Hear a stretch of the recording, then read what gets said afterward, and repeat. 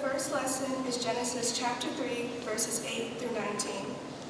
And they heard the voice of the Lord God walking in the garden in the cool of the day, and Adam and his wife hid themselves from the presence of the Lord God amongst the trees of the garden. And the Lord God called unto Adam and said unto him, Where art thou? And he said, I heard thy voice in the garden, and I was afraid, because I was naked, and I hid myself. And he said, Who told thee that thou wast naked? Hast thou eaten of the tree whereof I commanded thee that thou shouldest not eat?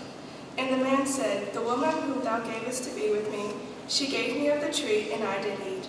And the Lord God said unto the woman, What is this that thou hast done? And the woman said, The serpent beguiled me, and I did eat.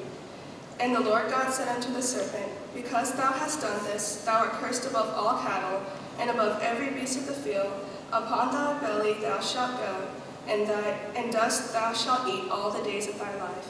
And I will put enmity between thee and the woman, and between thy seed and her seed, and it shall bruise thy head, and thou shalt bruise his heel. And unto the woman he said, I will greatly multiply thy sorrow and thy conception.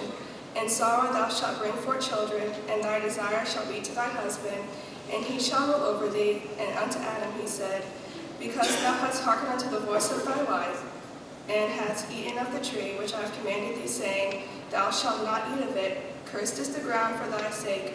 In sorrow thou shalt eat of it all the days of thy life. Thorns also and thistles shalt thou bring forth to thee, and thou shalt eat the herb of the field. In the sweat of thy face thou shalt eat bread, until thou return to the ground, for out of it thou wast taken, for dust thou art, and to dust thou shalt return. Thanks be to God.